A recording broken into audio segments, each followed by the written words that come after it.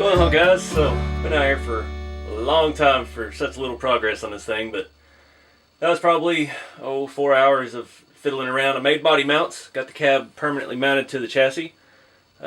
Made some aluminum brackets in the back and bolted to existing points on the frame. Had to fit them both to fit around the transmission. The motor transmission, everything on this truck, on this chassis from the Hummer, is crooked, and that's the way it's made. It wedged in the frame rails at a slight angle, so there wasn't a lot of things parallel from side to side. So that took quite a bit of work. I was really excited with how the front body mounts came out, and then I completely covered it with my bumper. But I used a RC 4-wheel drive Trailfinder 2 body lift bracket, just aluminum brackets that'll bolted to the body mounts, and it'll give you two higher mounting positions. I hated that it made the body really loose on the chassis, so I've had those pieces floating around. They are nice aluminum. So the front chassis cross brace had the cool looking holes in it. Took that off and bolted the other piece to it and painted it all dark green. That was one thing I was pretty happy with. I got pretty close on the green. It's not exact. Once we get some weathering on the chassis and stuff, we won't notice it at all. Used some aluminum for the bumper mount. Used all the existing stuff that was on the chassis and made a wooden bumper. I think it looks pretty cool. I did that on one of my old Tonka trucks a long time ago, and it was a tow truck. It just looked awesome. And I thought that would be kind of fitting for this. And since I completely covered that front cross member, I had these nice D-rings and mounts. They are actually metal. Everything just about on this chassis is metal. Control arms, all the chassis cross members, gearbox. There's very little plastic on that chassis, and yeah, those are they're cast, so they're not the most extremely durable stuff. But just used a piece of craft wood, hammered it, beat it, poked some holes in it, stained it with some kind of stain. I don't remember what color I used. Dark walnut. I had to give it a good look. I put it on really thick, let it sit out in the sun for a little bit.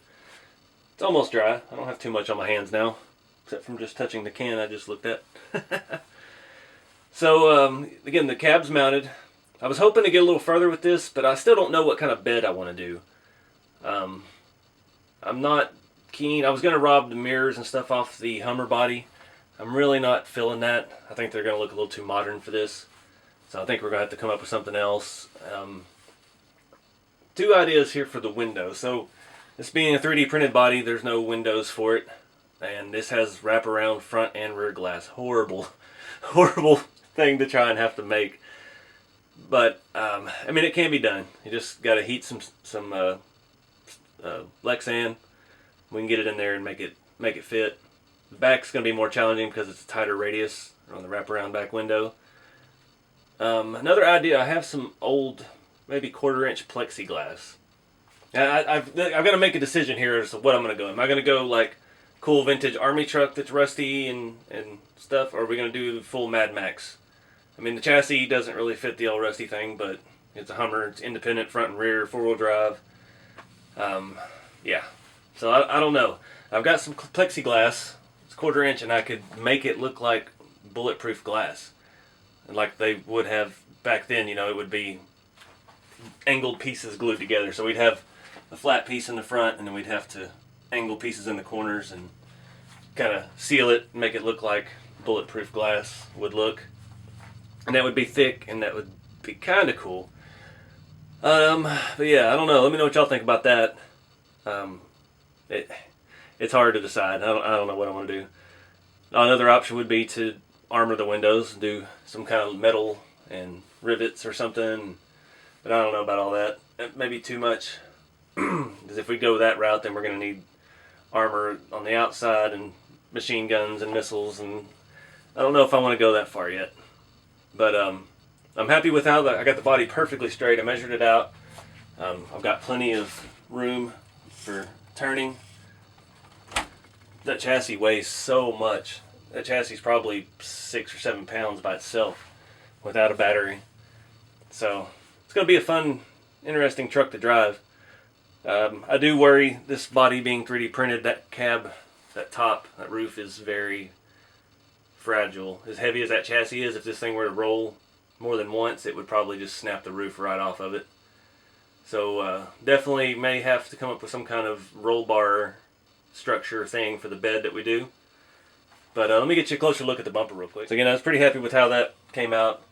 Beat the wood, hammer, the flat edge of the hammer, screwdrivers, whatever, just hammered it flat, bent the corners down, chipped pieces off, and stained it really heavy, and that stain gets in all the little nooks and crannies, darkens it up, and then when you wipe it down, you get the surface. It's just like a black wash, basically. You're just getting extra stuff in the crevices of whatever it is you're aging.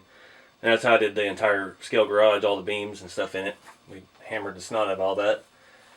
Just used some long 3mm bolts and some small spacers to get it away from the body. That way I still have access to my front body bolts right there. In case I need to remove the body, I don't have to take the entire bumper off.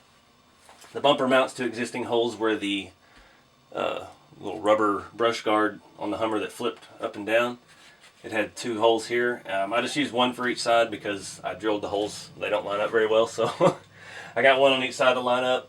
And I don't want to have to take that off because the only screw I had, it's an odd size. I think it's maybe a 2.5 mil instead of a 3, or the 1.5 that I've been using on. It's 2 or 2.5.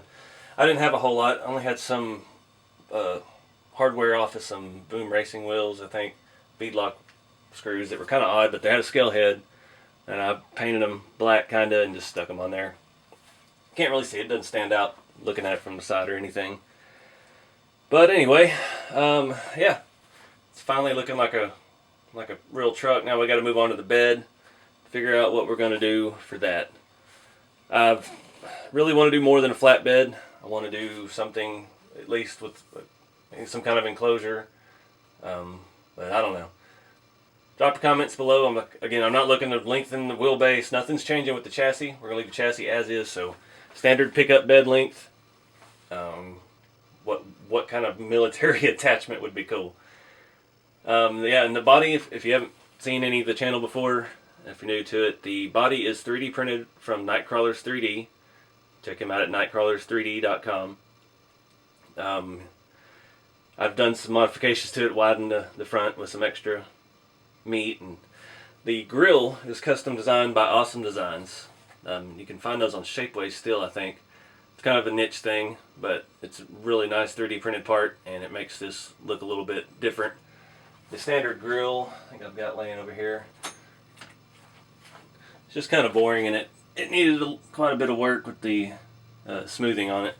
So I opted to go with something custom, because when I first started building this truck, it was going to be a bagged custom rat rod truck, and yeah, I didn't want a stock grill. I'll show you the back real quick before we go. Barely clears all the transmission. The motor is low. Everything on this chassis is low mounted. And I just made some angled aluminum mounts to the transmission mount. It goes up to the back of the cab. I did put them backwards. I need to find a way to attach the screw to the aluminum, so that way I don't have to try to get inside and hold it with a